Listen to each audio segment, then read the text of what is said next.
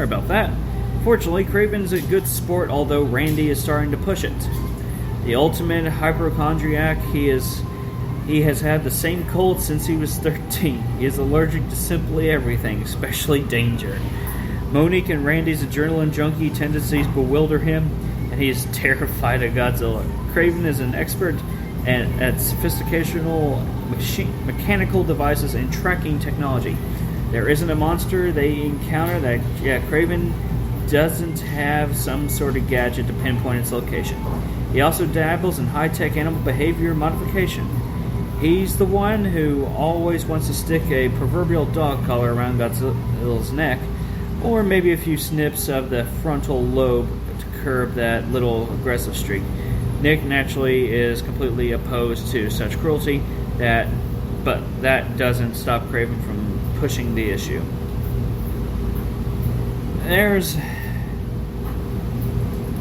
That's the thing, it is kind of addressed in a few episodes on that, but this one, he's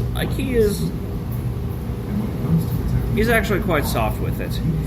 Mendel is... He's your typical coward when it comes to this. He's like that, he's not bumbling, he's amazing at what he does. But they kind of treat him as a joke throughout the whole thing, but he has his moments, and when he has his moments, holy shit, are they amazing.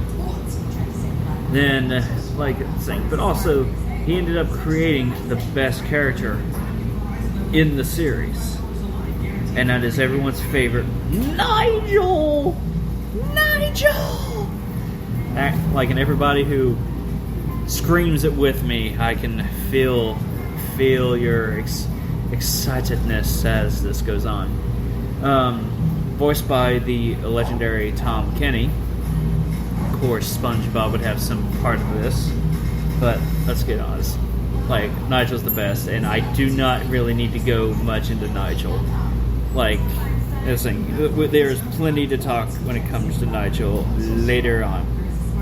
Another one who is, if I'm not mistaken, I think next is Major Anthony Hicks, and I think, if I'm not mistaken, he is also voiced by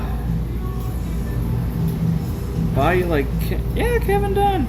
Yeah, Kevin Dunn was also the guy who played him in the movie, and he decided to come back, and another fantastic role. I think Major Hicks is probably one of the definitely one of the best characters who legit makes the show. He shows up anyway, and I do question a few of the things why is the American government here for some reason? Why shouldn't this be a public a matter between they go to India? It's shouldn't this be a a thing with the Indian police? I think it ended up getting to the point they request Hicks to search for Godzilla. Kind of Hicks is equivalent to Inspector Zenigata of Lupin the Third. That's the best way to describe him. Yeah, so he just keeps showing up out of nowhere. But let's do a little bit of his character from this. Major Anthony Hicks, a career Army man in his late 40s. Hicks was a military leader of the original Godzilla research team and was instrumental in bringing the giant monster down. He returns in Godzilla the series to once again lead the military against new mutations that are appearing all over the world. Nick and Hicks went their separate ways shortly after the hatching of the new Godzilla. Hicks initially believed the offspring would just be another murderous monster like his father. Eventually, he comes to recognize the new Godzilla as a necessary evil to the ongoing battle against mutations. Hicks' superiors don't necessarily share that enlightened viewpoint, and that's where things get complicated. Based on his success after defeating the original Godzilla, Hicks now heads the military foremost anti-mutation unit, whose singular objective is destroy all monsters. As far as the higher-ups are concerned, Heat is merely an annoying group of tree-hugging busybodies who constantly get in the way. Thus, Hicks often finds himself caught in between following orders and his conscience. His hands may be tied by the chain of command, but he's not above bending a few rules to do the right thing. And you definitely see that in the first two, episodes. Like, Hicks is a, like, pretty badass character. Like, especially with what he does, trying to, like, he's trying to do what's right, and you can't blame him. Then we have let's keep on going with the other two characters, which was Audrey and Animal. Now, Audrey is voiced, let's see here, she is voiced by Paget Brewster. And I'm going to be honest with you, I'm not familiar with who Paget Brewster is.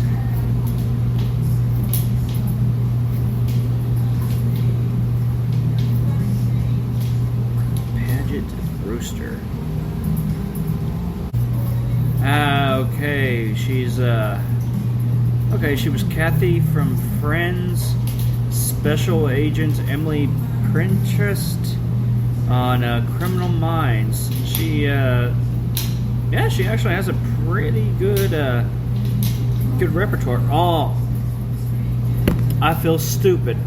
It's Bird Girl from Harvey Birdman, Attorney at Law. Oh my god, she's voiced. Oh my, and she was Della from the new DuckTales. Oh my god, I feel so freaking stupid. Forgive me, everybody. I am so stupid. I knew who she was. I just didn't recognize her. But she did a much better job than Maria Pitillo from her movie counterparts, and I will say this: it was.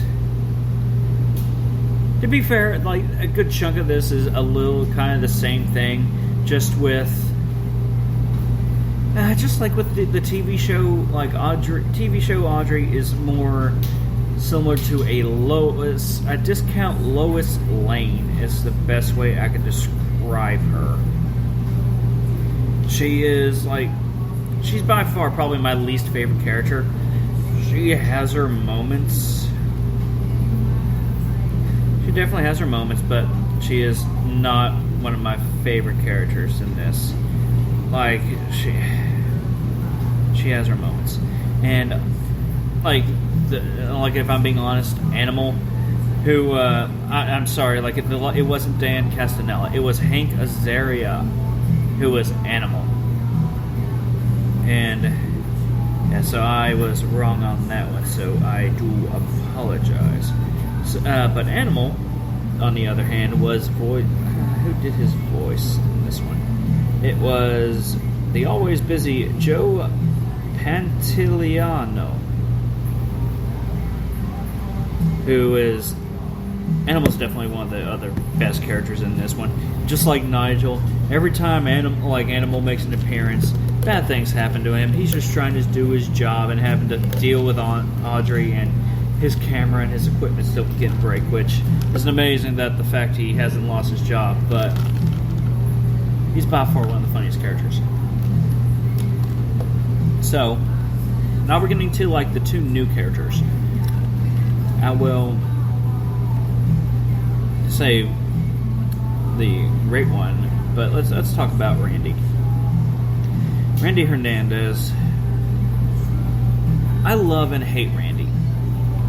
Randy is during the 90s, early 2000s, like, you saw it in a lot of these cartoons and stuff. He was like that young hot shot, like that cool character that was supposed to connect to the kids and stuff, like, because they ended up using it a lot with Evolution. Yes, Evolution, the anime series, which has a fantastic theme song. I'm not for sure if you all knew it, but it's amazing, and it's going to be stuck in my head right now. Men in Black, Big Guy and Rusty, The Extreme Ghostbusters. And it's like they were trying to plug in that kind of hip fan of the thing. And, like, Randy is definitely, like, the fanboy of the group. Like, he's annoying, but he's not too annoying, but it's understandable. Like, and he does get some decent character development with it. Randy Hernandez, another original character created by the animated series. Randy is a black Portuguese and all attitude. 90s, yeah.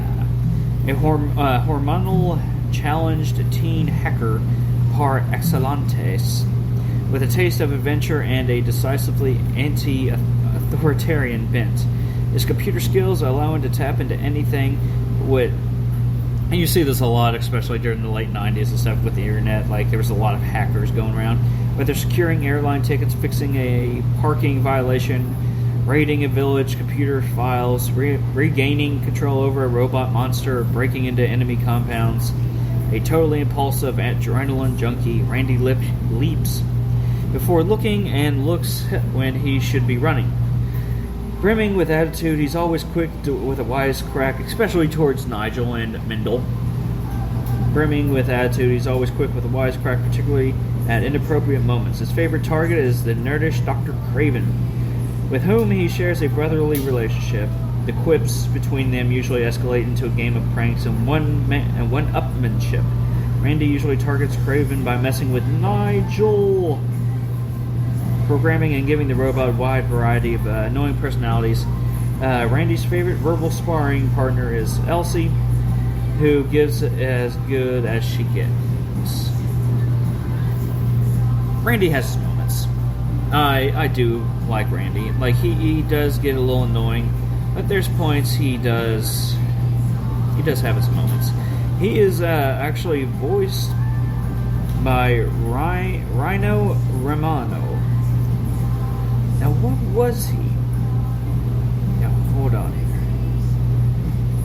He was in Gargoyle, Sailor Moon, Ultra Force. Okay, so he was...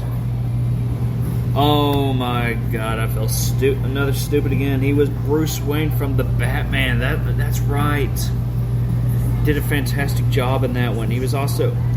Oh yeah, he was also like Peter Parker in the Spider-Man Unlimited series, which took place after Spider-Man, the animated series that happened on Fox. He did a very excellent job. He's also in Extreme Ghostbusters, Tales from the Crypt Keeper. He was in Highlander, the animated series. Yeah, that's like he had this is a very, very good resume when it comes to voice acting on this one, and I'm a little ashamed that I've forgotten he did all this. I'm saying this is why I love going through these old series and re-looking up all these, because I forget who. I'm saying I recognize the voice, but it's like, who is this? Oh, that's so and so from this and this. I forgot about that. And let's go with the great Monique Dupre. Who's definitely probably probably the badass Raven of the group. Definitely one of the kid crushes growing up, and the reason of many, many problems for me growing up. But also, Tenchi Muyo did that years ago. Thank you, Ryoko, for making me who I am today. So, Monique Dupre, mysterious, sexy, extremely dangerous, and worst of all, French. Monique is a operation of CDECE, CDECE, the French Secret Service, brought aboard heat by Philippe Roche, who was the Frenchman from Godzilla. To continue the work he began and to ensure Godzilla doesn't step out of line or go out of control and crush some major urban center in the process. Deadly at hand-to-hand combat, expert in all manner of weaponry, Monique provides some much-needed firepower to the team. Her French-Vietnamese background and haughty demeanor doesn't score many points with the rest of Heat, but her mission priorities do not include making friends and influencing people. And that comes into terms with her. She does, she's another character that definitely gets a lot of character growth with her, and it was fantastic. And I do love, Monique. She was played by Bridget Bacco, who was, let's see here, what else did she do? She was in Equal Justice, The Mind of a Married Man, 2001, Stranger Days, Red Shoe.